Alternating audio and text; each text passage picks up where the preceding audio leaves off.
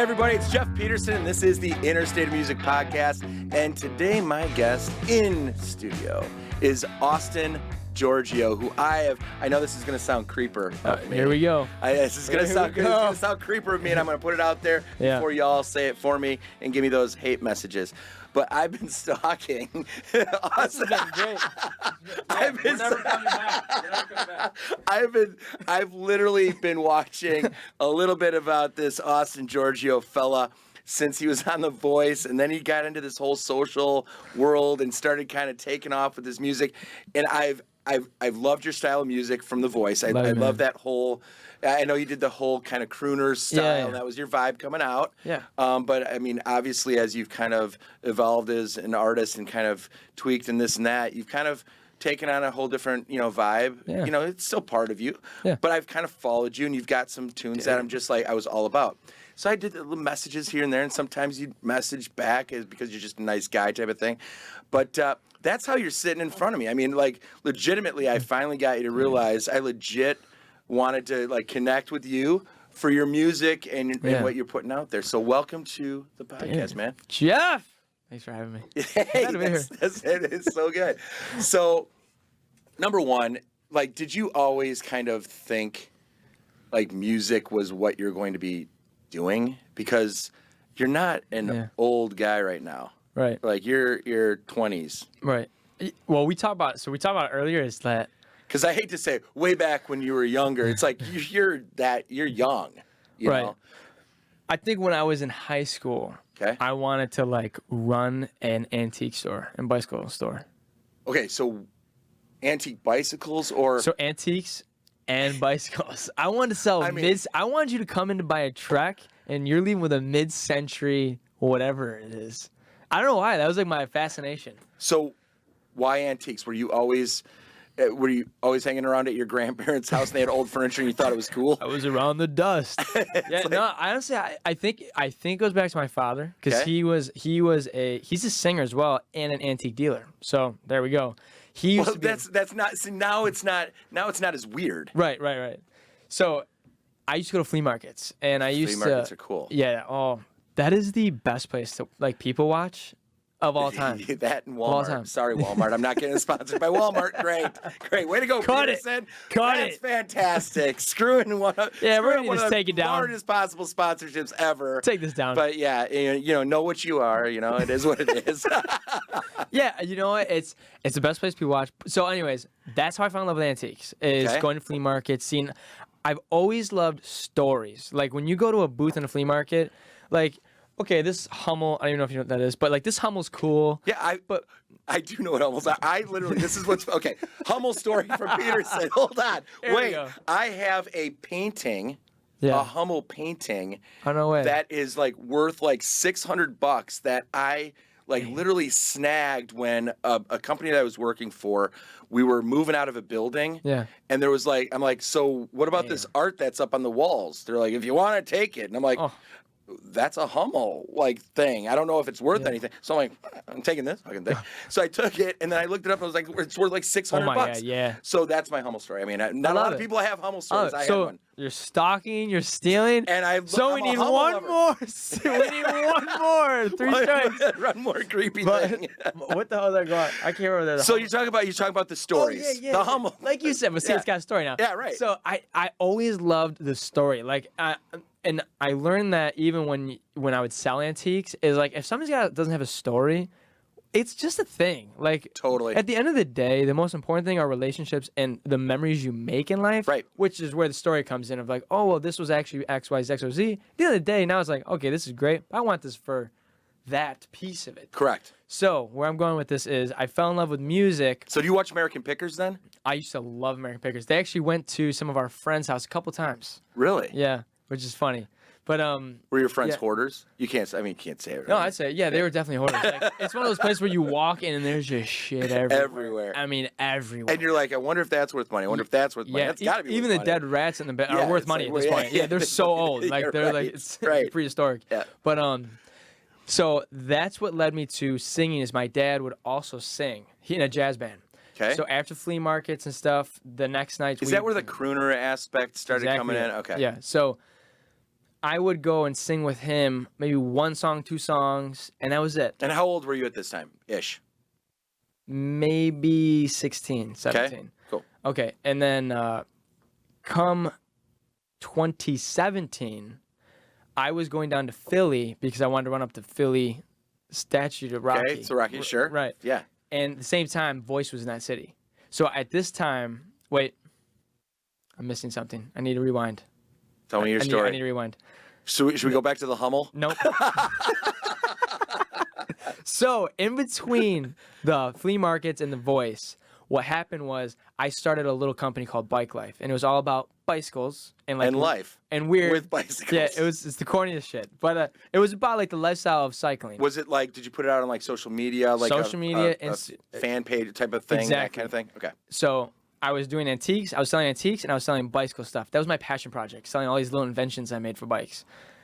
That led me to singing. I'm getting back to an invention you made for bike. Go, but I'll remember that. Wait, go. Are you gonna forget it? No, I won't forget. Don't forget it. No, it's super important. Okay, yeah, don't forget that. So, because I got on social media, I was never on social media. I hated it, still do.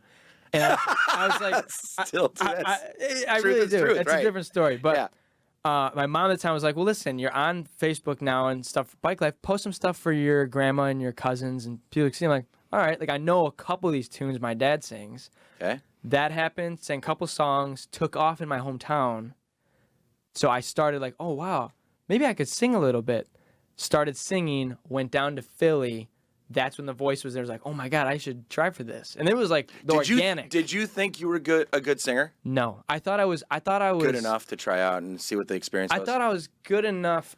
You know, everyone's mom and dad is like, right, yeah, don't listen. You are great. Yeah, we've seen all of them on This American is Idol, and it's like unbelievable. you have people that aren't your friends and family because they should not have told you to go on that show and embarrass yourself for the rest of your life. It's scary. Yeah, people bad, don't have that. super bad. Yeah. So, so I went in there thinking this is gonna be fun. I'm gonna get a Philly cheesesteak, go up to Rocky statue, see Philly, and the Voice is gonna be fun. It's fun. Fun as hell to say. That turned into 7 months. But before we go any further than that, I really want to know what this invention is. Because I'm gonna forget, and I think you're gonna forget. What's the invention? You told me. You said you had bike inventions. Yeah, you said you may have had one or something. No, you said Oh. you claimed you had like these things for bikes. Oh, I thought you said you had some crazy No, invention. dude. No, because you're trying to steal ideas. I know where you're going. Yeah, with I this. was actually gonna steal Yeah, ideas. yeah.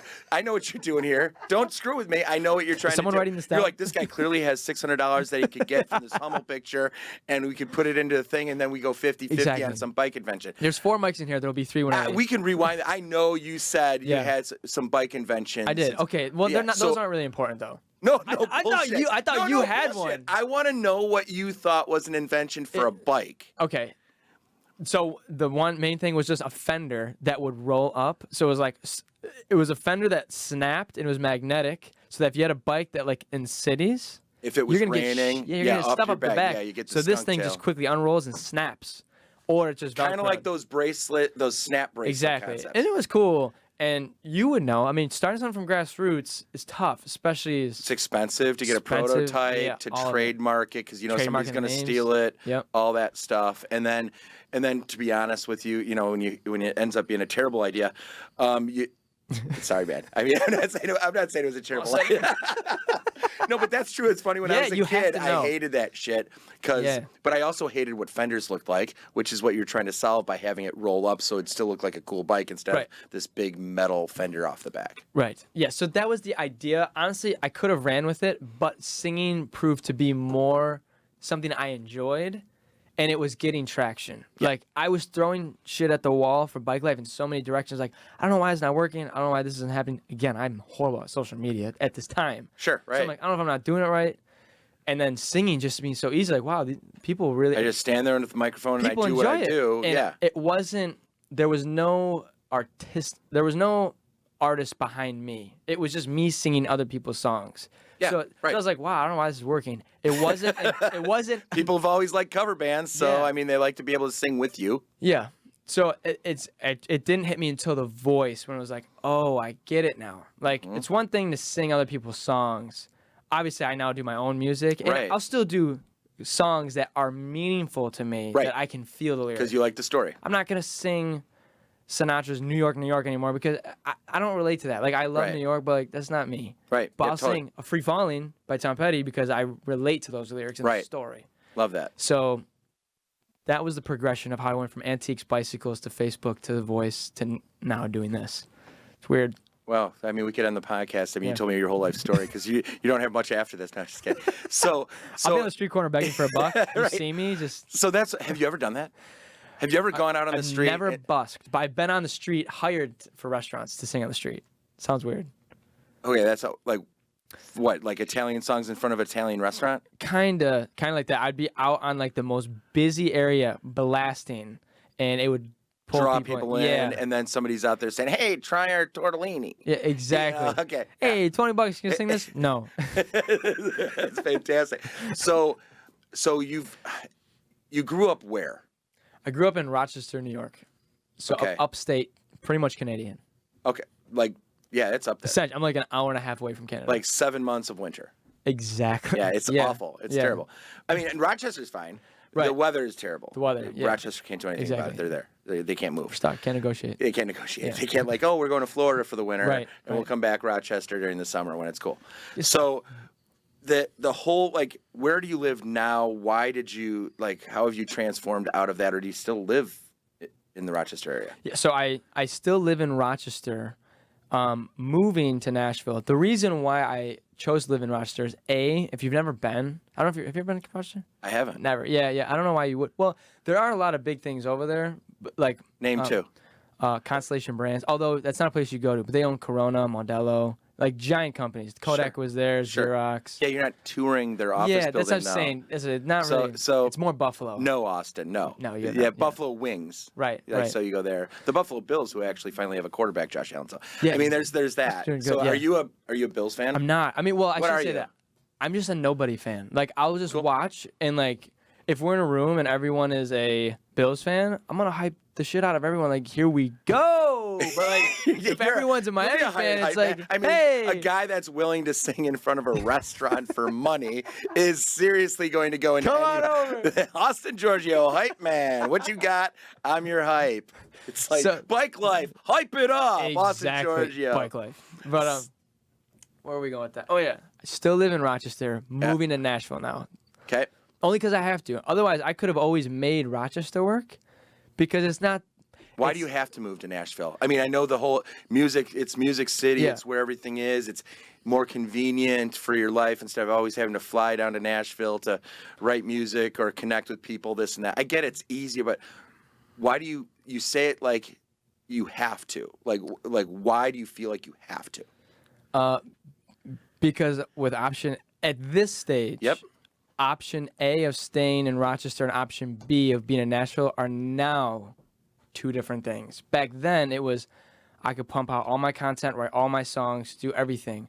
I've now exhausted this, whereas here, I've now made a lot of really close friendships. Yep. And we'll be able to go out to dinners more, Collaborate write more. Yeah, just be. If I would have left Rochester after The Voice and went to Nashville, it would have been a waste, because there's nothing. I mean, sure, maybe something serendipity could have happened, Sure. but there wasn't enough traction. Whereas now I have a lot of reasons to. You be in didn't Nashville. create and brand yourself to a point right after The Voice like you have done now. You've kind of found yourself. You've found your brand, Yeah. you found your identity, you found your purpose, you found a direction of where you want to start to build upon. And that's Yeah. where you're basically saying Nashville has more of those steps and opportunities versus Rochester now. Right. Yep. Nice. So price wise, I don't know this. Rochester to Nashville, do you now have to have 7 roommates in Nashville versus where you live in Rochester? Like, Yeah. what is that, just the financial side of this move? Was it like a big, Difference. scary, oh shit, but I'm just going to have to do it, back to ramen noodles? Not ramen noodles. No, Hype man for ramen. Yeah, ramen. No, it's actually, believe it or not, it's very similar. So like so the idea is we want to rent, my fiance and I. Yep. We want to rent first. Yep. Get lay land, understand it. Even though I go all the time, I'm always going for writing. And if we go out every now and then, I don't explore, if that Yeah, makes sense. right.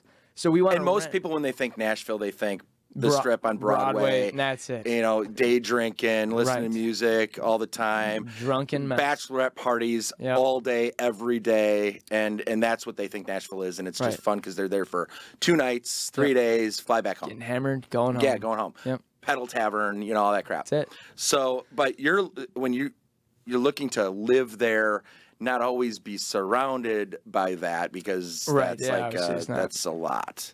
So, so rent first, and your rent you're saying is it's the same. Like, you could rent something for, I don't know if it's expensive for whoever's watches, but I think it's reasonable. You can get like a 1 or 2 bedroom for $1,500-$1,600, which is a lot, but you're not going to get less than that in a known city. Yeah. If you're in a known city, $1,500-$1,600 is where it is. I mean, if it's a lesser city, you're going to get a better deal, but you're also living in a city that doesn't have as many of those opportunities. Of those things. Especially for what you're doing with your career. I mean, if you're going to get into music, $1,500-$1,600 a month for rent is, it's reasonable. And 2-bedroom because the second bedroom would be for guests or studio. Both. So it's going to be. I'm just trying to figure out where I'm going to stay. Yeah, exactly. We're going now. So it would be a guest bed, but primarily a studio.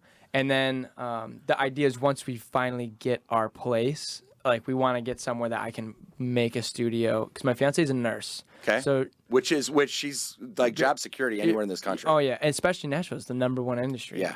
I would have selfishly thought music, but it's not. I would have too. It's healthcare, so it's perfect for her. Yep. And then I'll have a camper for touring, kept down there. Okay. So the place we found that was a tough one to find a place that will let me keep one. So here's the question for you because this is going to go back to my creeping ways, but you're on social media and I'm trying to see what you're all about and stuff like that.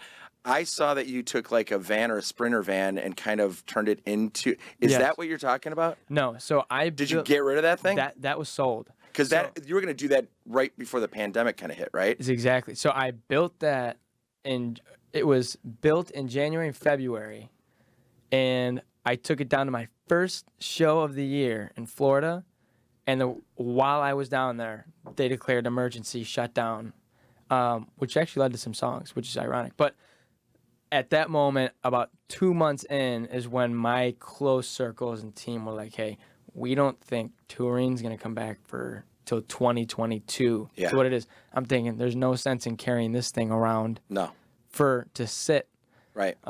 So I put it online, and it actually really sold quickly. Well, because a lot of people, like the big market when the pandemic thing was like, oh, hotels, you can't. People started buying a lot of RVs, campers. Like crazy. They're like, well, if I can work remote, I'm going to start touring around the country and see some sights. Which, man, I wish I thought of it that way or had a job to do it because a lot of people experience things they'll never have that time frame to experience again. To do that, yeah. Some people did it right. I didn't. Yeah. Oh, get out of here. You're right. I did it. I did it okay. We kind of got this Interstate music. We got all this. We built this table. Murph did at least. Murph. Thanks, Murph. Shout out Nick Murphy. Murph. He's the hype man for Murph. So all right. So The Voice. Whose team were you on? So I was on Blake Shelton. Who spun? Whose chair spun for you? Blake and Kelly. Why'd you pick Blake versus Kelly? I mean, I don't. Are you gonna piss Are you gonna piss Kelly off? No, I would never. Did you ever tell her? I love Kelly. No, honestly, I don't think so. Well, this is your chance. Here you go. Tell Kelly why you didn't pick her. I've got a lot to say. No, Kelly actually is one of the most generous people I've ever met. She seems that way. Yeah, and the reason why I say that is I chose Blake because at the time I was just on that show. I couldn't believe I even got on the show. I mean, how many? Blew me away. Did they give you a number of how many people actually for that season tried out across all cities? Did you ever see that number? I don't. I feel it was. I did, and I cannot remember the exact. It was big, 3 billion. Let's call it 3 billion. It was a good amount. Yeah, it's a trillion. Looking back now, I don't want it to come off like I can't believe it. I genuinely was like, these people are art. Like the people I was in line with. You were not then what you artists. are now. Yeah. So let's just face it. Like, let's look back Yeah. and go, like, you went to Philly to go up the stairs like Rocky. Yeah. and you ended up singing Right. for this, like, show as almost a tourist attraction experience. Yeah. So, yeah, it was, like, crazy. Yeah, it blew my mind. And Kelly, the reason why I chose Blake is I knew that Blake loved Dean Martin, which is I grew up, so I'm like, oh, he's gonna let me sing, and I know Kelly's gonna make me sing pop music, and I don't want to sing pop music. Ironic, Right. Because now the whole and she's told me that before, and after the show, I went with some of my friends and Bryn Cartelli, who's on our season. Yep. And we were with Kelly Clarkson backstage with her. Yeah. And it was just like a reassurance of like, oh my God, this whole time here's the hard-headedness of like you think one thing Yes. when the answer's in front of you the whole time. Right. So that's why I say Kelly really helped me, So, even though she was my coach. so how was it? Is Blake? I think Blake's probably the same guy on camera as he is off Same camera. guy. I mean, that dude. I want to have a beer with Blake Yeah. Shelton, like, which would turn into 12. Yeah. You know, Which will lead to like Bloody Please. Everything. Bloody Marys the next morning, Yeah. the whole thing. So what it boils down to is you're on Blake's team. How far did you get in that whole voice The thing? It was the. I didn't see. I haven't stalked you too deep. Yeah, no, I get it. Or you're lying. We don't know. I'm not lying. I don't lie. Yeah, I don't know. Stalked. Yeah, No, I know about the van, that creeper van down by the river. Down by the river. So it was the live. So I think it was the top 20, I believe, and then it goes down to the 10, and then it's 5. Like it quickly goes down. Yeah. So I went to the end. Obviously, I went to the end because of the music. But I genuinely think that maybe people enjoyed my voice and the charisma. What do you mean you went to the end because of the music? What are you talking? Well, what are you talking about? Well, meaning like when you watch these shows, like it's because of the artist. I watched those shows. I know. I never really did. To be honest with you, like I watched American Idol back when they used to do. When Kelly and I won. had a bad day, taking one. They made you sing that song when you left, which I always thought was horrible. So like I always like, oh, they like the That is music. horrible. They like that I'm dancing around on stage. Like, maybe that's why people like it.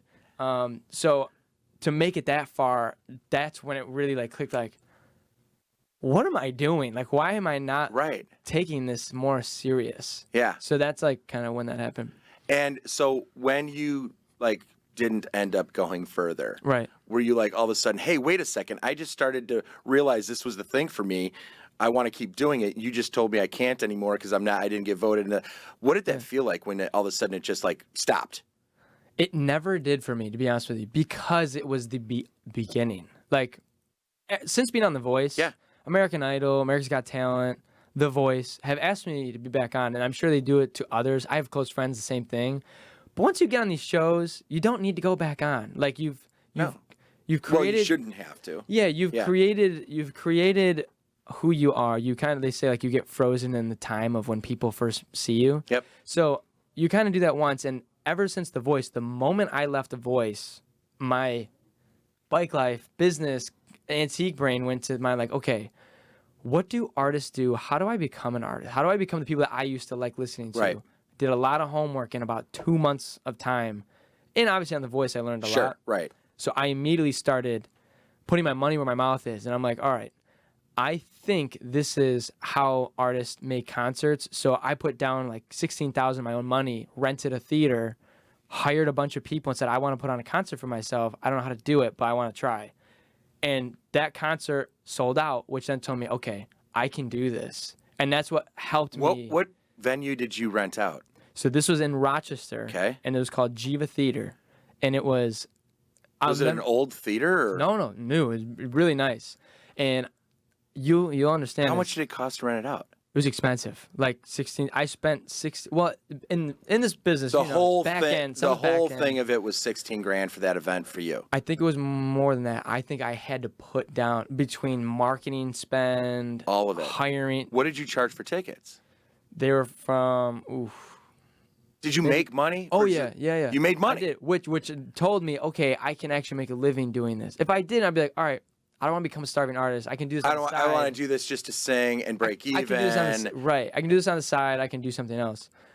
I think it was like $35 or 35 to 50, depending on like where it was. Good for you, man. But- I mean, hometown, smart. Right. To start there It was this, and build the hype. It was the safest bet to see. Yeah, right. Would anyone care to see? Right. And by the time I got to the concert, I was just getting into who I was becoming. Sure. And then obviously now I'm even way different than then.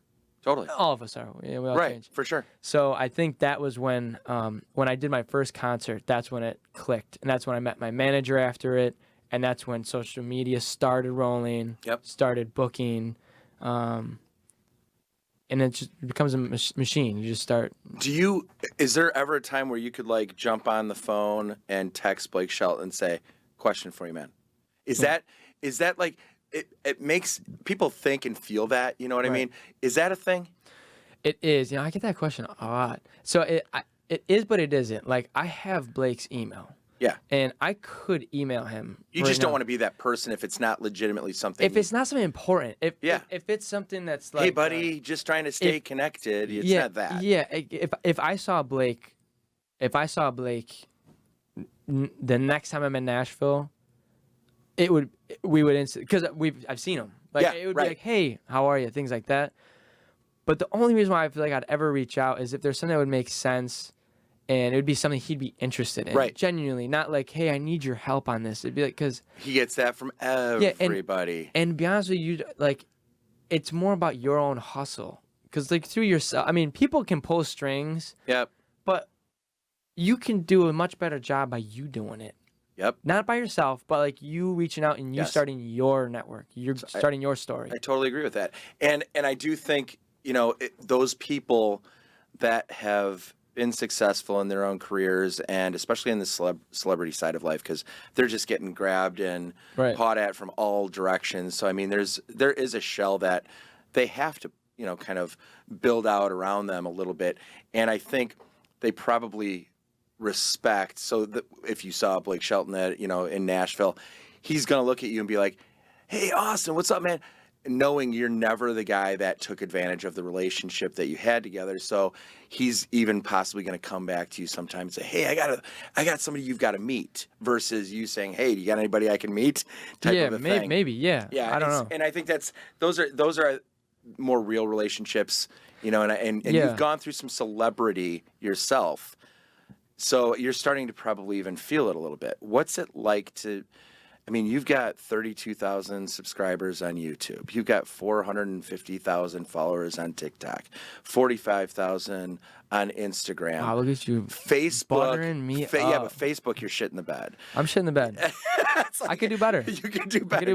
Do better. Do better. But, I need a hype man. But you are at a level of social celebrity. Do you feel that way? To the outside world looking in, it looks like you are. Think you are? I wouldn't use the word celebrity, because I think celebrity has a really weird, at least I feel weird with that word. Tell me what word it is. I think recognition of the art. That's a phrase. That might be stupid. No, but I mean, if you walk into a bar in Nashville and somebody sees you and they recognize you from TikTok, it's not because of recognition of art. It's because you have a celebrity status on TikTok. No, but right? It is, but it isn't, because when that happens, it's always a lot of times it'll happen afterwards, or someone will DM me either on TikTok or somewhere, and every now and then I'll look on there and I'll see it, or in person I'll run into people, but it's always like, hey, Austin, you wrote "She's an Actor." Like, I love that song. You're that Peter Pan song guy. You wrote the song. Like, I love that song. And then it's like you talk. Whenever I think of celebrities, I think of that stupid, like, hey, you want to get a picture? Like, that's dumb. I absolutely love this part of the conversation. That's why I wanted to kind of go dig deeper on it, because people look at things differently, and I love the way, because you're in it. It's your world you're living in. And I love your interpretation of what celebrity is, and kind of I guess the taboo of celebrity and the elevation of people into this status and the Right. oh my gosh, they're not approachable and all this kind of stuff. So I love the way you kind of break it down personally, because I think that's what makes you who you are. I mean, you're extremely authentic, extremely real and genuine. And the first time we started to kind of chat and talk about having you come out here to Interstate Music, you've been so gracious through the whole thing. And it's common with some people, the people that I'm going to want to deal with, it's common with, because if you're an asshole, we don't talk long. We don't talk long. There's a door. Yeah, there is. I mean, because honestly, it's not about that. So, it's been cool to see where you've come. What's been the most fun about what you've kind of turned into as far as yourself, your music and everything? What's been the most fun? What's also been the part that you've just been like, I'm over it? I would definitely say the most enjoyable part would be what we were just talking about, which is when you write a song, when you make anything. Yep. Once you put it out there, it's out there. Like, even though it's yours, it's not yours anymore. It's how other people interpret it. Yep. And view it. Right. And I think the most enjoyable thing is after live shows, or every now and then I'll read comments and just kind of see because you can't get caught up in that either. Because haters gonna hate. Yeah, and like I don't know, it's just it is what it is. But I think seeing how people connect with things, getting back to what we were just saying, like for instance, I'll never forget, and this is the stuff that people don't even understand, and I never understood this. That like when you put something out there, depending on what it is, I've had letters, like, oh man, dude, it's sad. It's just like people like get into what they're going through, and when they're kids, oh dude, the connection. I it's crazy because I said this on a thing. I just had a guest on another show I do. Engagement. I did a video that I'll post at some point on LinkedIn, whatever. But I did it about engagement and what engagement really is. And it's not just about a whole bunch of people just clicking the like button and people being like, oh, my post got 47 likes. Oh my gosh, that's super exciting. Right. It's the interaction, it's the engagement, it's the connection, it's what you're doing means to somebody else, and for you to be able to see what that meaning is to that person of something that you did, which is powerful. And so when you're getting these letters, and I mean about what musics and lyrics that connected to them, going through great times, bad times, terrible times, I mean that's also a lot of weight. Oh my God, I was very much not ready for it when it first happened, because there's things you wouldn't see from the outside, and meaning. Like you'll be in bed and just like scrolling through messages, and all of a sudden you get this. I get a lot of letters, but also messages, and it'll be talking about like something like this happened many times where it's, hey, I just want to let you know, like I was going through this and this. I actually almost killed myself. Oh, dude. No, I get it. You know what I'm saying? Like you get it's like, yeah. And here I am in my bed, right? And this person's living like that. So it's like, it's just that is what I enjoy knowing.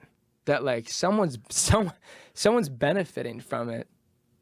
Dude, I don't mean to cry. No, dude, that's who you are though. That's why getting to know you, when I talk about how genuine you are and how caring, that's what you're talking about is exactly why. Because, but the people don't get. Sometimes I think what the weight is of going through your career as writing your own music. Is it hard now sometimes when you're writing a song? Are you reading every word? And you're like, are you more cautious about what you're putting out there? Because you're like, oh, shoot, somebody might read this way or that way. I don't want to live on that razor's edge of what the dual meaning could be taken, because what if somebody is in a place like it because it's obviously so emotionally impactful of what it means when you get those positive, like, oh my gosh, I'm so glad that song meant something to one single person, that it helped them through something. Right. Has that affected how you write music in a way of you like maybe overthinking Mm-hmm. some of the music that you write? Yeah, I think it depends on the song too. Like if it's a lighthearted song or depend on the subject, like so a close friend of mine, Brent Morgan, who you should check out if you haven't, unbelievable songwriter Yep. and vocalist. Him and I like he writes similar songs to what I've written with these heavy. Some of them are heavy conversations, and Yep. that's not always what I sing. Nor do I always want that to be Right. the conversation. Those are the songs where, like, I remember She's an Actor when I put it on TikTok. I don't even remember why I put it on there. I think I just melody and people connected with it. And when I finished the song, I was like, that's why I thought, like, is this going to do more harm than good? Is this going to reassure someone, like, wow, I am an actor, I am not well, and put them deeper in a box? I did not want that to happen.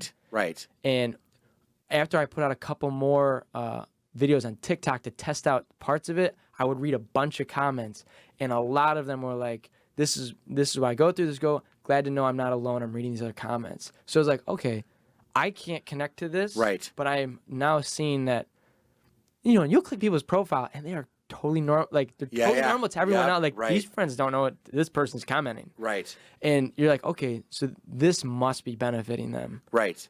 So I mean, So there is a little bit, yeah. Those songs, but like a song, like a love song, like You're just putting it out there. Think too, is it he, she, or is it they, them? Like I don't think everything's going to fit everyone's what they want. No, I can't consciously always think it's that. not your responsibility. Yeah. But I asked it just simply because when you go through something like that, Yeah.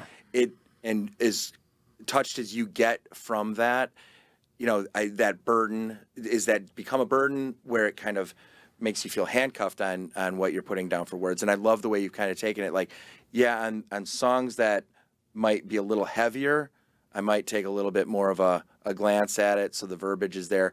And neat how you kind of take a platform to throw some test lyrics out there a little bit. Kind of good way to do. I mean, I would have never thought of using it that way. Mm-hmm. It's like a giant focus group. Yours is giant. I'm saying the platform TikTok. Yeah, but it's building in public, really. It really is. I mean, and so what's your favorite platform?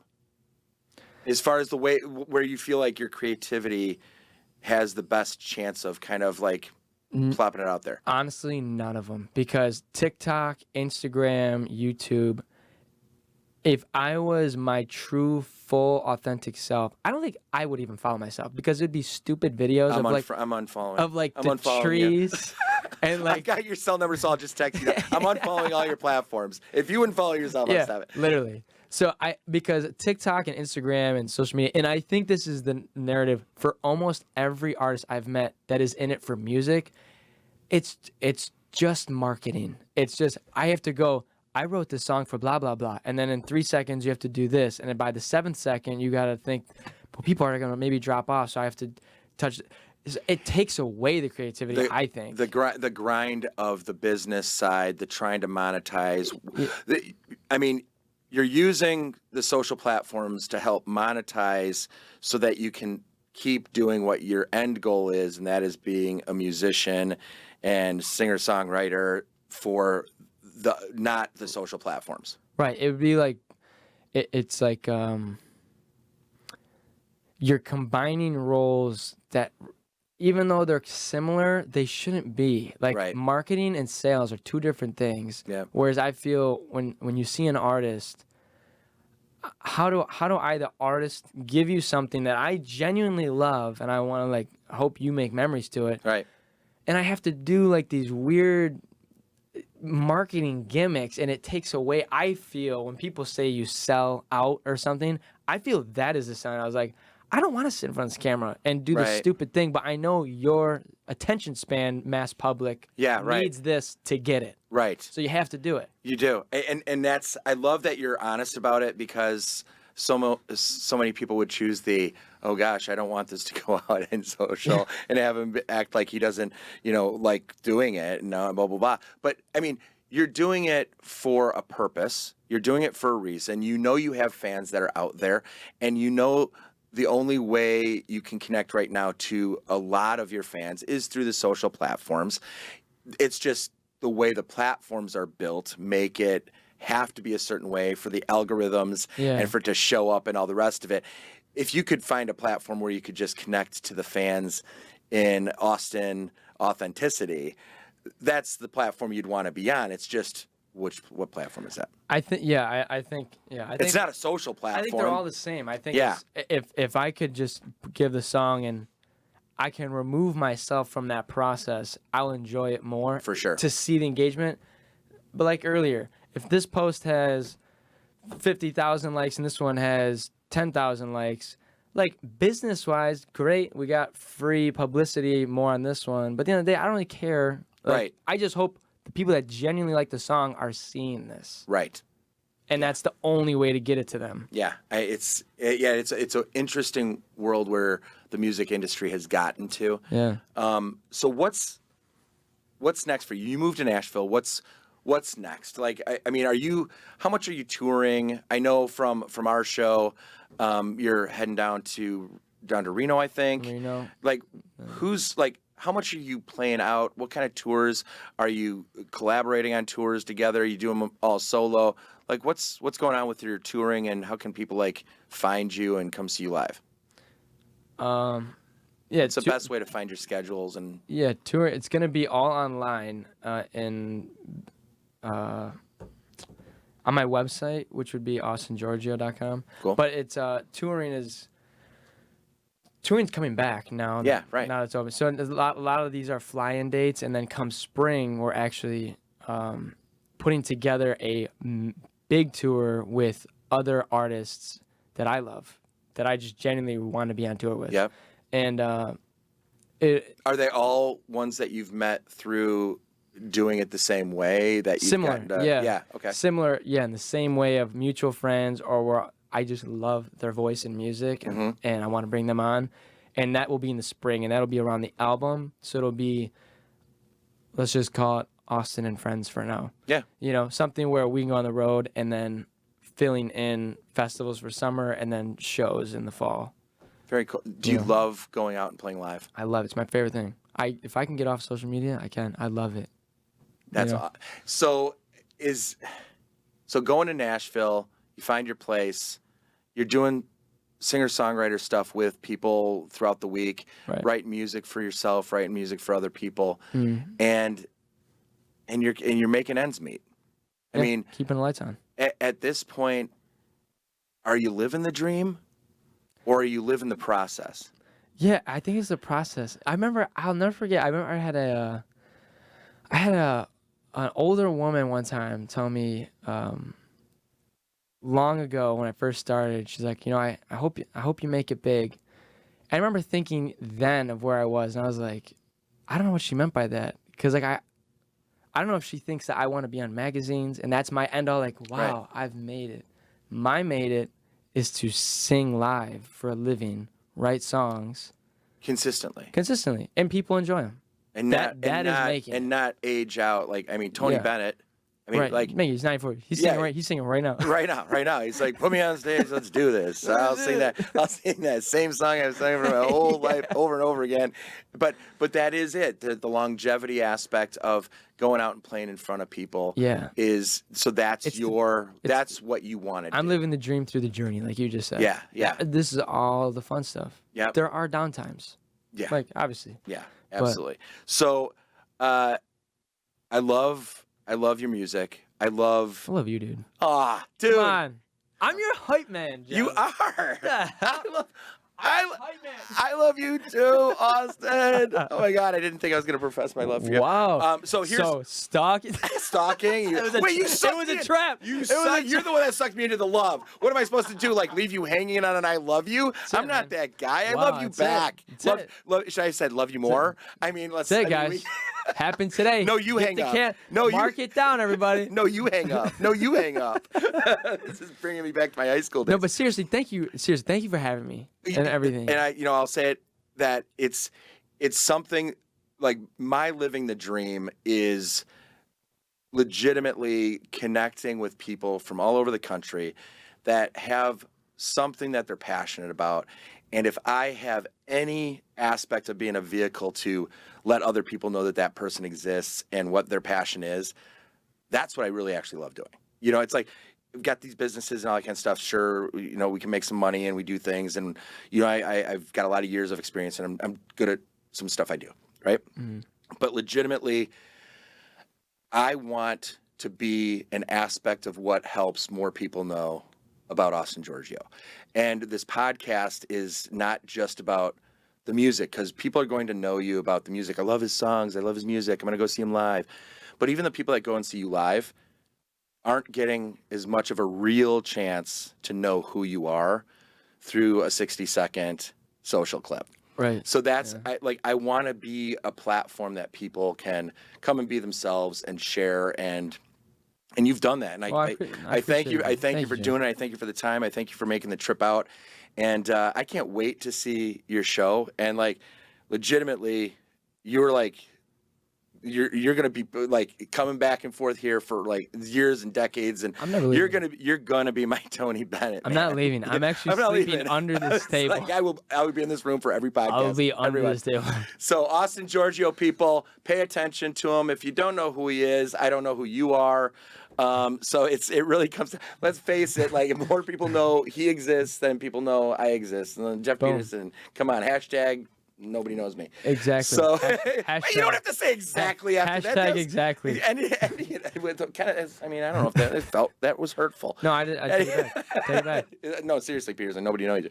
So this was the Interstate Music Podcast. That's Austin Giorgio. I'm Jeff Peterson, the hashtag nobody knows.